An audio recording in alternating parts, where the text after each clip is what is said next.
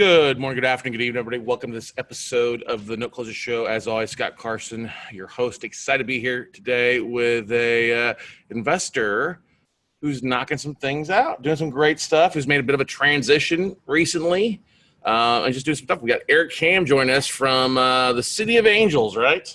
Pretty close, Long Beach, California, just south of Los Angeles a little bit. Yeah. And Eric, for those that don't know who you are, talk about a little bit about your background. What were you doing over the last few years before you got into being a note investor? Sure. So I was basically in IT for 20 years, system administrator, doing a lot of the back end. People like their email and their websites to work. So, I'm on call and, hey, it's down. Okay, I got to fix it. Comes with a job and it's fine. But, 20 years, got kind of tired of it. I'd been following your courses for a couple of years, met you at a couple of events. And then last year, it said to my wife, Sarah, is like, hey, what do you think if I quit my job?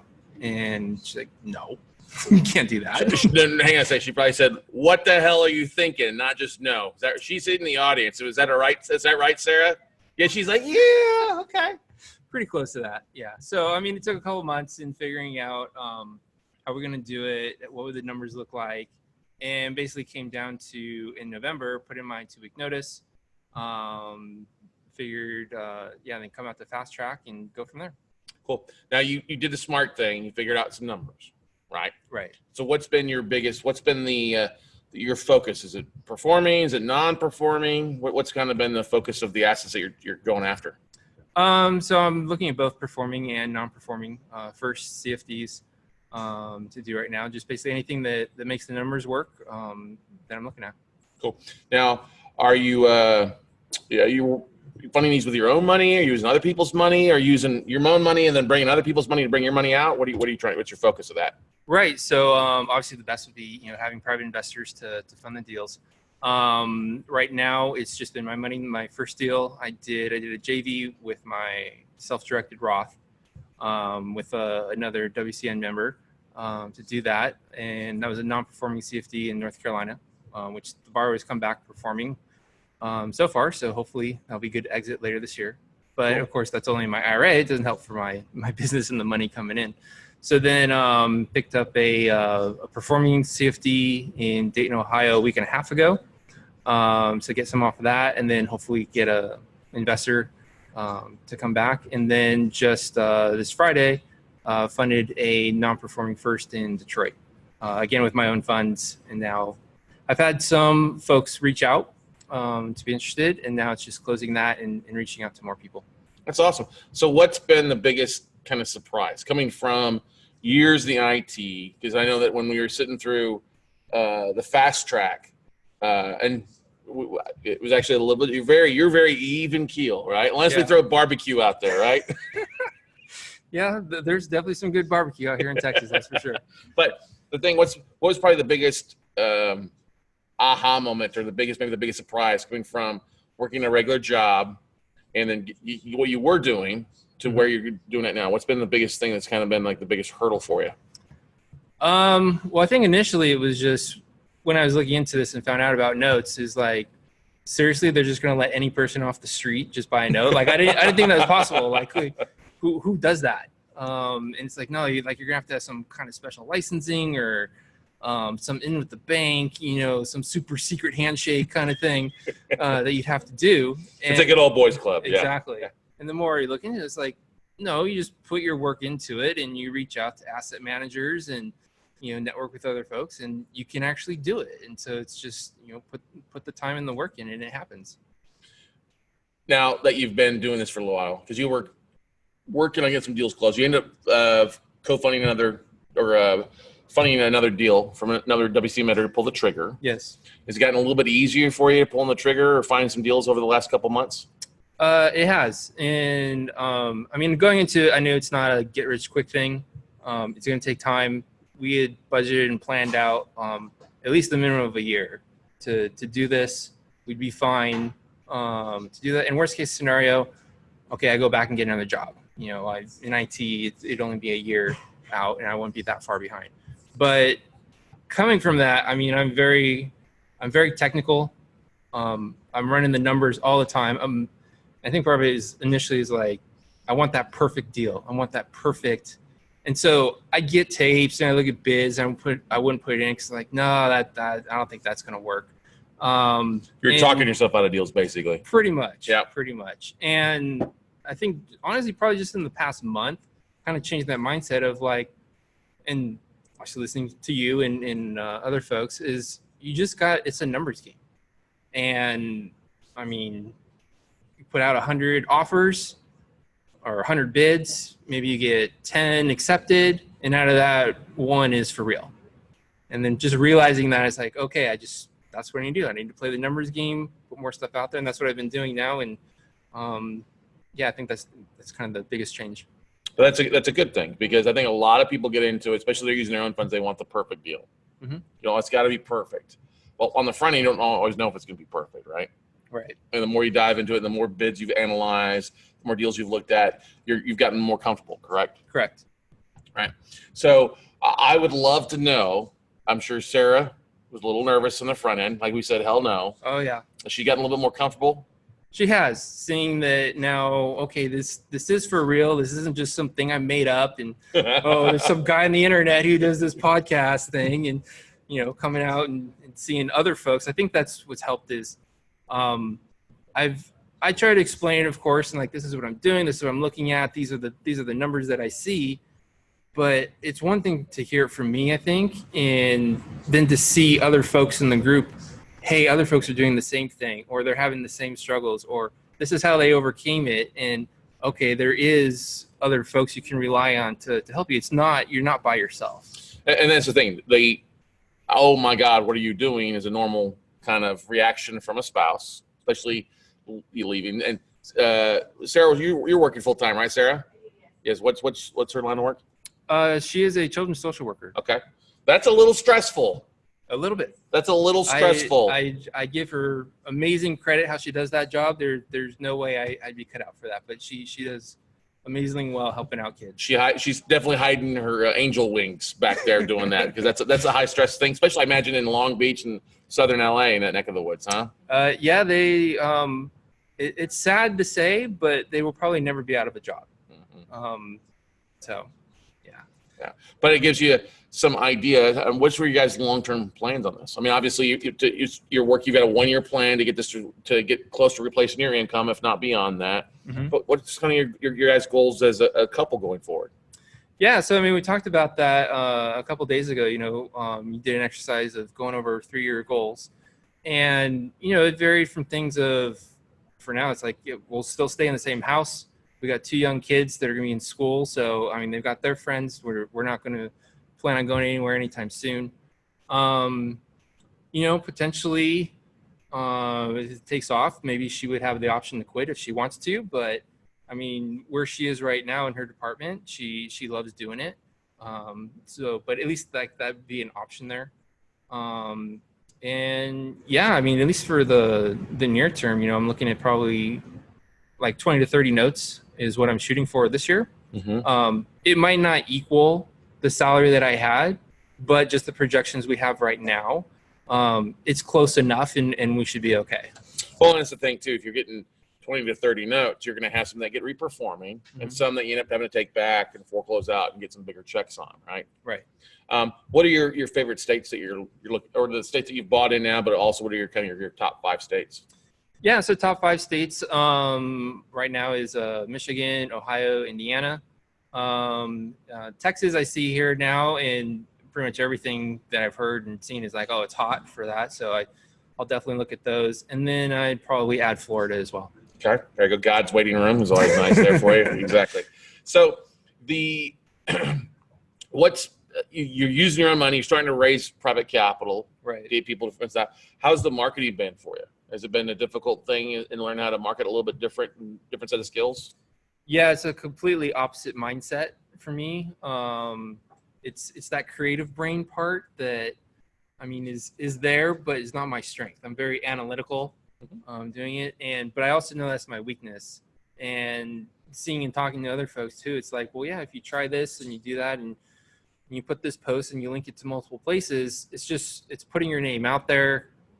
People knowing what you're doing, just getting, you know, more information what's going on, just hitting that broader audience. And again, it goes back to it's a numbers game also. Just like it's a number game on doing the deals, the more people you can get to. So it's like I go to a bunch of local meetups where I'm at, try and join some other groups that are online. And then, yeah, just spread out, hey, this is what I'm doing. And, yeah. What did your coworkers say when you said you were leaving? Well, the first thing they said, they're like, what are you going to do? I'm like, oh, I'm going to go into real estate notes. And they're like, oh, a real estate agent? Yeah. No. I'm like, well, what's a note? And it's like, okay, same question I had initially. It's like, what's a note? I don't even know what a note was, the first thing that I went to. But yeah, I think it was all just kind of a shock, and maybe half of them were like, yeah, you're just kidding. You'll be back here in like 2 months or something. Like, this isn't for real. And the other half are kind of looking and like, well, we know Eric doesn't really just like jump off a ledge for nothing. So he's probably thought about this, and I wonder what it really is. But like, they didn't really come to me and like ask the full details. I think it was more just kind of like shock of like, oh, he's really going to do it. Well, I maybe it will work. Have anybody reached out to you to find more information, or as you've marketed and posted things? Yeah, so I've been getting calls, some previous old coworkers, some even more recent friends that I've met at in meetups in local area places around me. And it's just in, I guess you'd say like the dating stage or something of just getting to know each other. Hey, this is what I do. Hey, what do you do? What kind of things do you like to invest in? And it might not even be real estate. And that's cool. It's like, okay, what do you do? And then, because for me also, it's like, I'm not going to put all my eggs in one basket. Yes, this is my business, but I'm still want to be interested of, what are other people investing in out there for the longer term? That brings a good question. What else are you investing in? So I've got, some stocks and mutual funds, kind of things that are out there. I guess that's probably the main part right now, but I'm just keeping my ear open for other possible opportunities just to kind of diversify. Makes sense. So let's talk about a couple of the deals that you closed on. Okay. So you said you most recently just closed on one in Michigan just recently, or Correct. Dayton? Yes. So the most recent one, as a matter of fact, so the Mastermind was going on Friday to Sunday. I was telling the seller, hey, I'm going to be out of town. I'm flying on Thursday. If we can close this deal Wednesday, awesome, let's do it, and I'll wire you the money. Well, unfortunately, back and forth. Finally, I get the contract late Wednesday night. I sign it Thursday night, send it back to them. We're in class Friday, and I'm like, well, I just really want to get this deal done. So lunch break comes.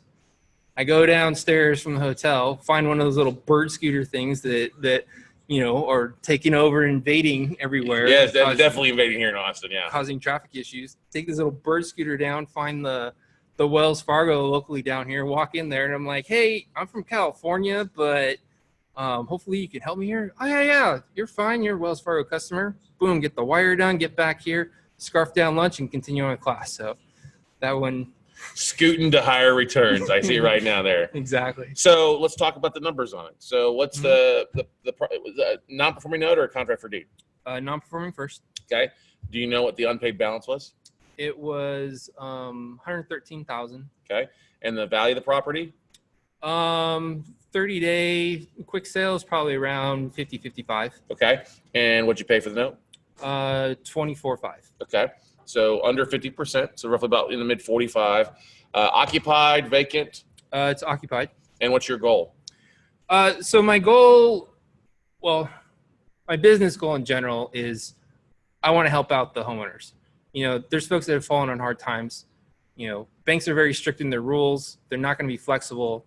That's part of why I like this business, to go in there. You've talked about it before with the win-win-win situation. Yep. That's really what I want to do. And so every deal that I'm going into, I want to do it to work it out with the borrower, see what they want. Whether they want to stay, great, here's some options. Are you just over it and you're done with the house, you want to walk and no foreclosure bankruptcy on your credit report? Sure, we can figure that out as well. Looking through the servicing notes, which I'm hearing from some, there was some really good information in there. And so what I found out was a couple years ago, the previous note holder had accepted a short pay from the borrower.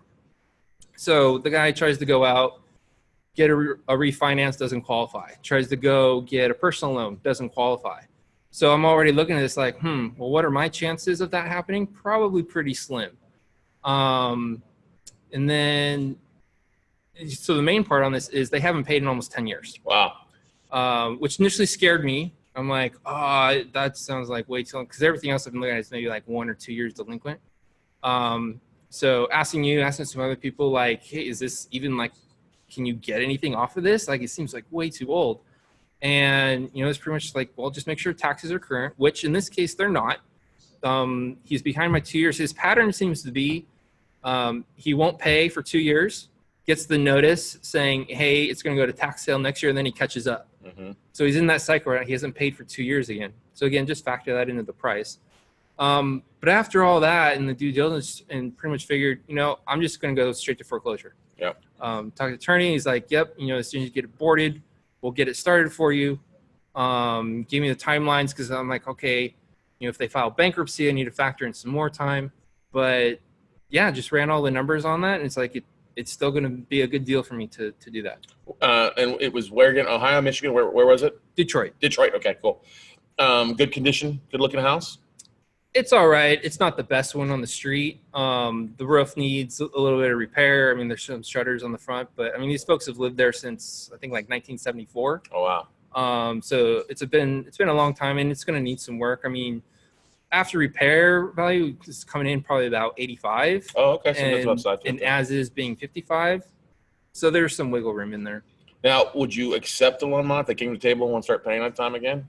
Because I imagine their payment, you said they owed 100 plus. I imagine the P&I payment is quite a bit higher than market rent.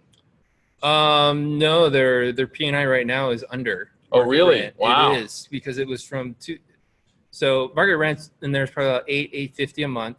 Their current P&I is, I believe, around $650, because the loan was from 2001. Okay. When they got it. Yeah, so the loan was 2001. 2009, their mortgage company came around and did a loan mod for them, dropped the rate, dropped the payment, extended from 30-year to 40-year. They still couldn't pay on that. And that's part of in the due diligence, because I thought it was going off the loan mod numbers and it wasn't matching what the original was. And then I found out, well, no, since they never paid on the loan mod, it's basically null and void, and it falls back to the original one. So I'm like, oh, okay. So yeah, they've already tried that. So I'm probably not going to offer that to them as well. Cool. Now, as you're going to your local meetup groups there in Long Beach and Southern California, are you finding a lot of people that are looking to do notes that are interested in hearing some of your stories? It's, again, I think just an education thing. Like, most people are like, what's a note? So I spend most of the time trying to explain what it is and what I do. I mean, they understand wholesaling and flipping and out-of-state rentals, but notes, it's still just an education thing at this point. Mm-hmm. What's been one of the biggest things that's helped you with your learning curve the most? Has it been networking, like with the WCN crew or the Mastermind, or just spend some time doing research on things? Probably a combination, but I guess probably my biggest one would be the Mastermind.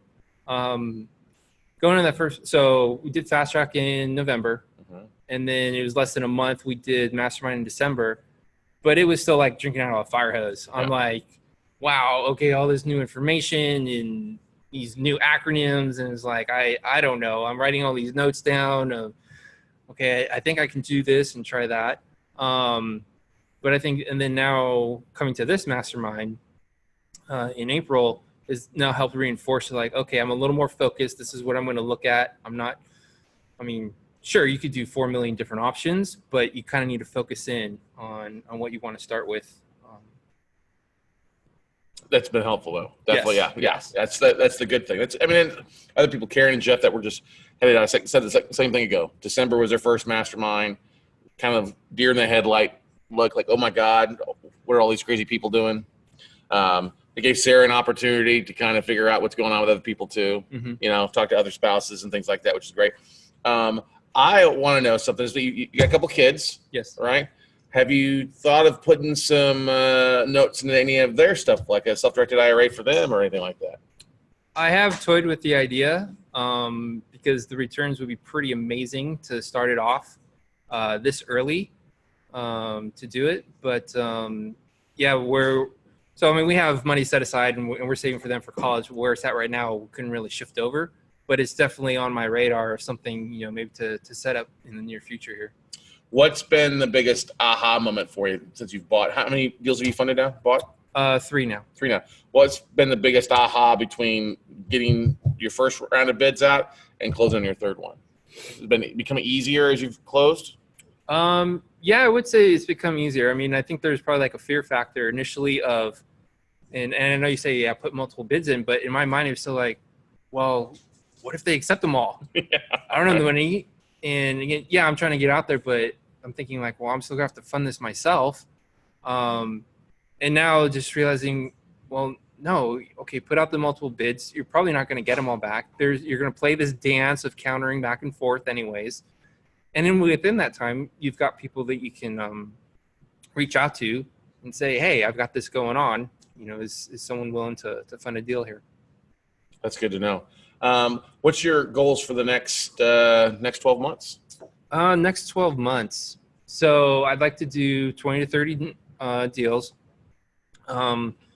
Definitely need to get better at the marketing, the social media stuff, and toying with the idea of maybe getting some help, assistant or something, just part-time or just, in a small job here and there kind of thing. Because even though I was in IT, and yeah, I understand the tech, I did the back end side. So I'm making sure the systems are up and running kind of things. It's, it's what, like the Wizard of Oz behind the curtain or something, like, Pay no attention to the man behind the green curtain, right? Right. Everything's working, but it's like, well, how does that really work? Well, because I'm behind the scenes doing that.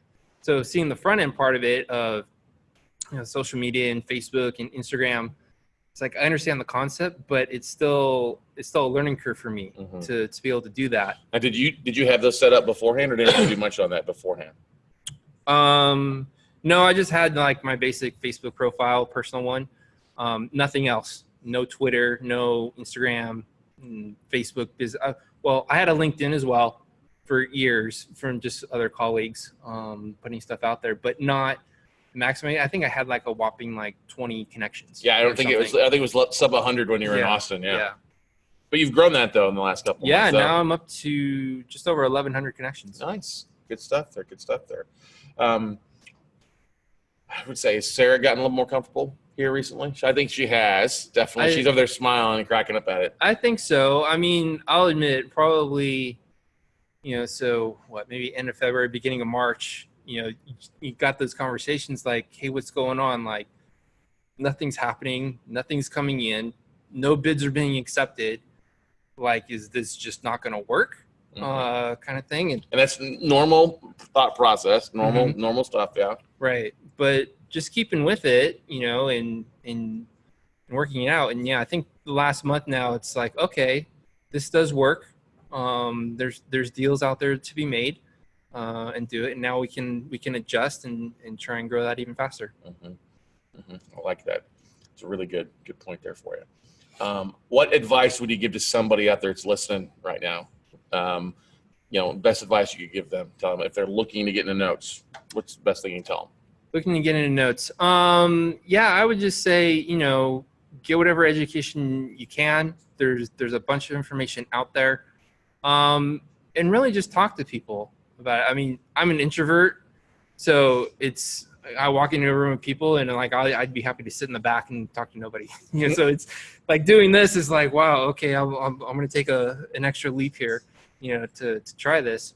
But yeah, honestly, I mean, tell people what you do. I mean, there's people that I've been friends with for years, and they're like, "What are you doing again?" And I tell them like, "Oh, that's so cool. I wish I could do that." Or I've always wanted to do like something in real estate, but I never know what. Or it seems so Southern California, right? Yep. Very overpriced. Yep. Very hard market if you're wanting to do fix and flips there, which there's some people, but people are getting priced out. You got to go for even higher and higher. So folks are.